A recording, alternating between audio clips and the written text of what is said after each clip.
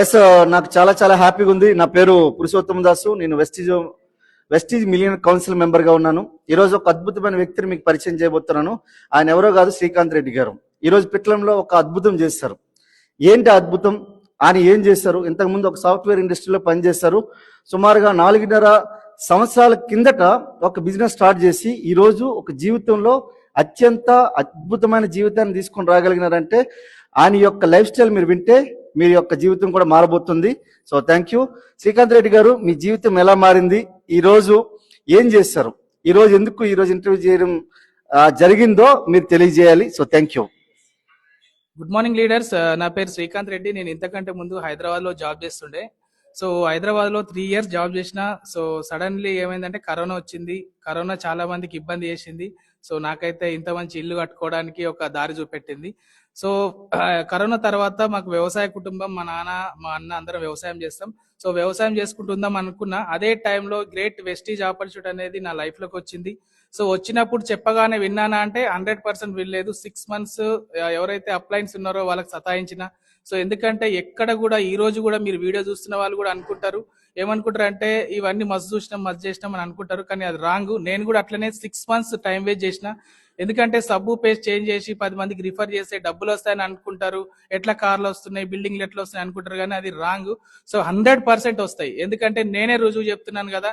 నేను హైదరాబాద్ లో స్టడీ చేసిన, హైదరాబాద్ లో జాబ్ చేసిన, కానీ కరోనా టైంలో జాబ్ వెళ్ళిపోయింది. అంటే ఎక్కడ సెక్యూరిటీ లేదు.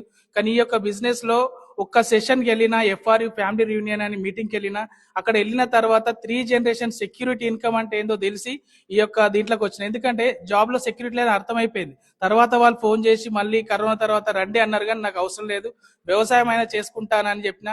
మా గ్రేట్ అప్లయన్స్ సలీం సార్ వచ్చిండు. మా ఇంటికి వచ్చి ప్లాన్ చెప్పినప్పుడు ఒకటే ఒక విషయం చెప్పారు, సార్ మీరు కమిట్మెంట్ తీసుకోండి అంటే నేను సార్కి చెప్పినాను, సార్ ఒక్కసారి నేను మీటింగ్కి వస్తాను, ప్రోడక్ట్ యూజ్ చేస్తానని యూజ్ చేసి మీటింగ్కి వచ్చిన తర్వాత అక్కడ FR మీటింగ్ విన్న తర్వాత ఖచ్చితంగా డిసైడ్ అయిపోయినా.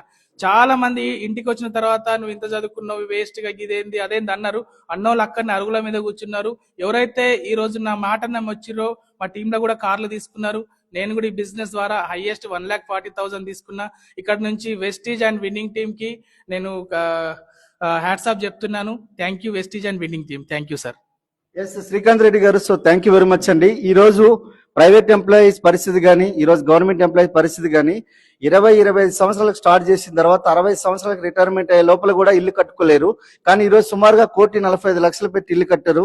సో మీకు జీవితంలో ఇలాంటిది సాధ్యమవుతుంది అనుకో చెప్పి మీరు ఎప్పుడైనా అనుకున్నారా? లేకపోతే వెస్టీలో వచ్చినాక సాధ్యమవుతుంది అనుకున్నారా? ఒకసారి మీరు తెలియజేయండి. 100% చెప్తున్నా కదా. నేను 4 years జాబ్ చేసినప్పుడు అక్కడ నేను చింతల్లో ఉంటుండే, మాదాపూర్ లో జాబ్.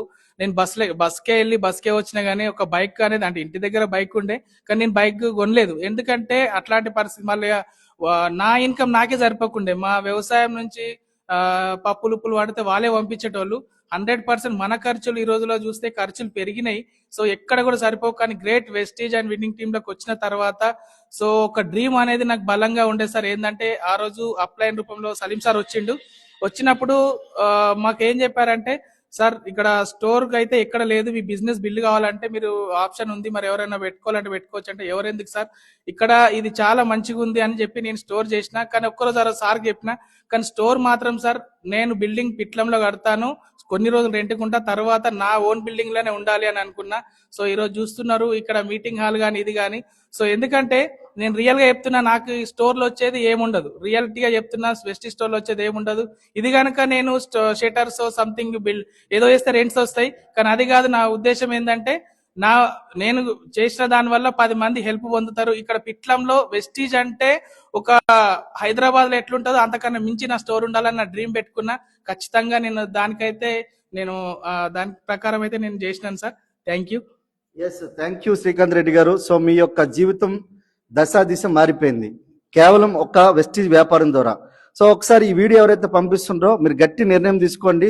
వెస్టీజ్ వ్యాపారం అయితే మీ యొక్క జీవితాన్ని మార్చబోతుంది అనే దానికి నిలువెత్తి నిదర్శనం. So thank you Vestige. Thank you and winning.